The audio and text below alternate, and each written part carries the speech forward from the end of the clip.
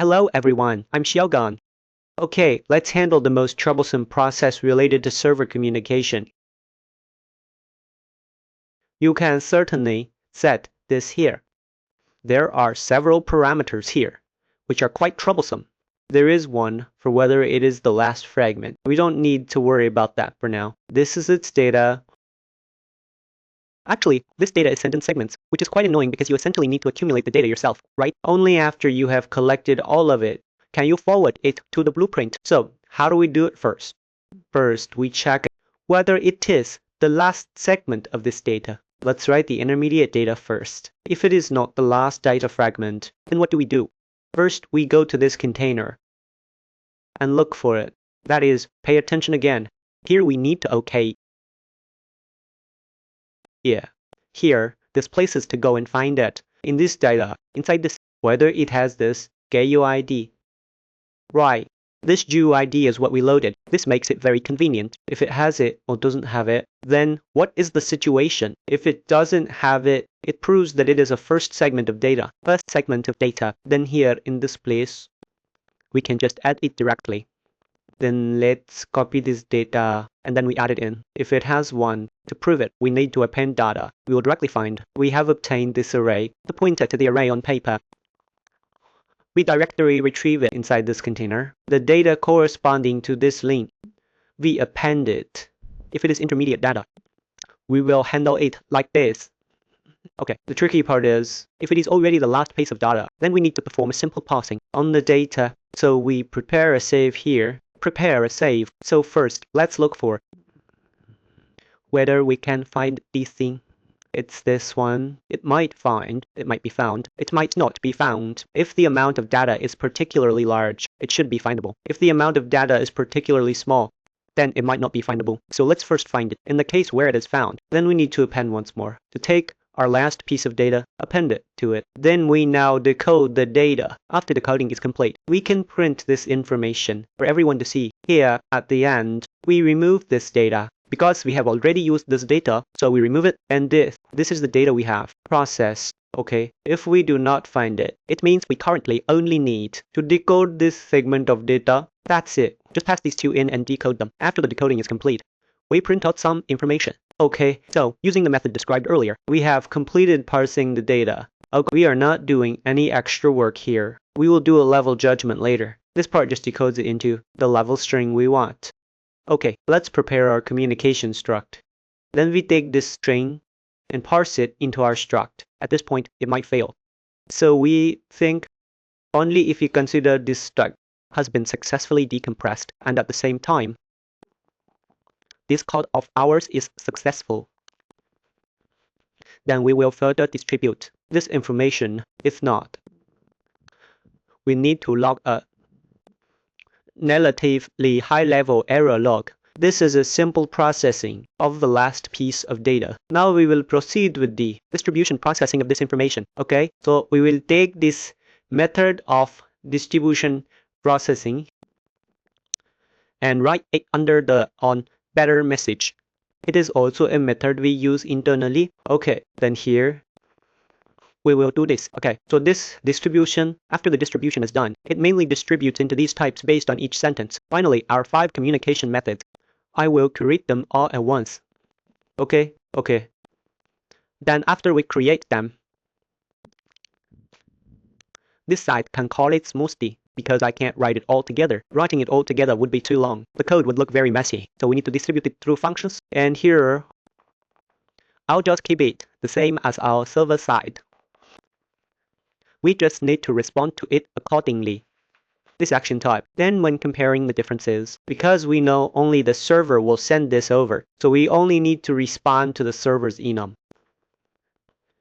Then let's go through them one by one.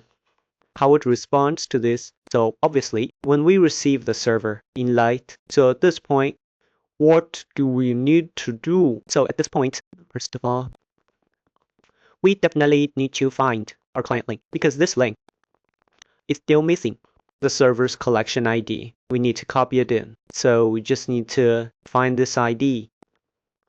Then take the ID from this message and copy it. After copying, we enter the second phase, which is the tick phase. After entering the tick phase, we can then inform our blueprint. That we have now completed our client connection successfully. It is only then that the blueprint. At this point, we truly let the blueprint know that our connection, you can now send and receive information. Okay, this is when our client succeeds. When the server responds with a tick, that is when we actively tick, we are ticking within our subsystem. Through this struct on the client side, everyone should still remember. Right, no worries. Here we send this information in tick. Then the server receives this information. The server side will refresh. The connection on that server side, such a heartbeat state. Then we also need to perform a refresh. So it's very simple for us.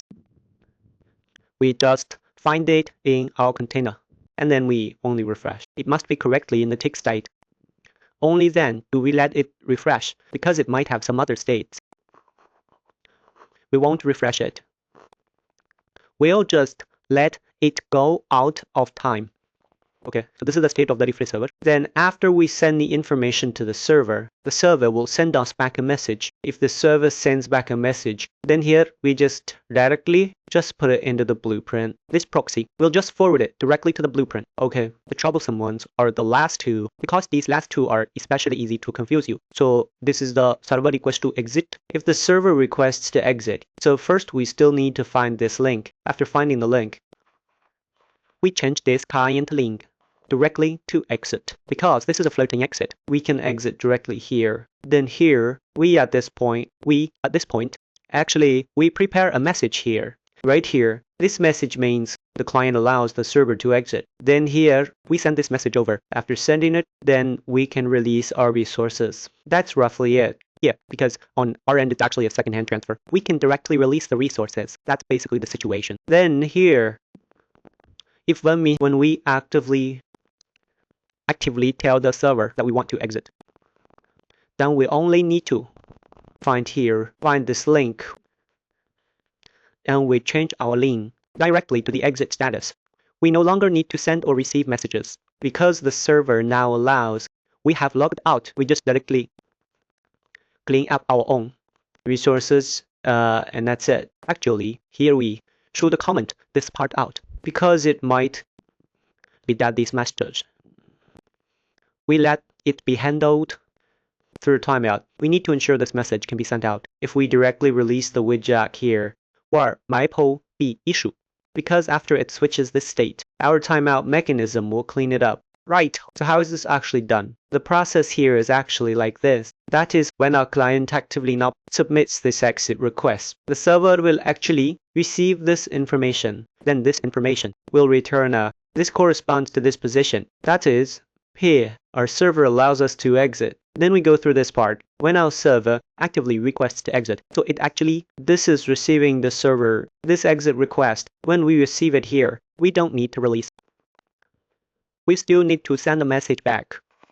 So actually we received, this is the place, we go to this place. This way, we can directly release. There is a misaligned X-shaped relationship. Everyone needs to understand this. Don't get confused. Basically, after reaching this point, our underlying code, it should be ready for everyone now. Actually, there are still many places that can be slightly optimized further.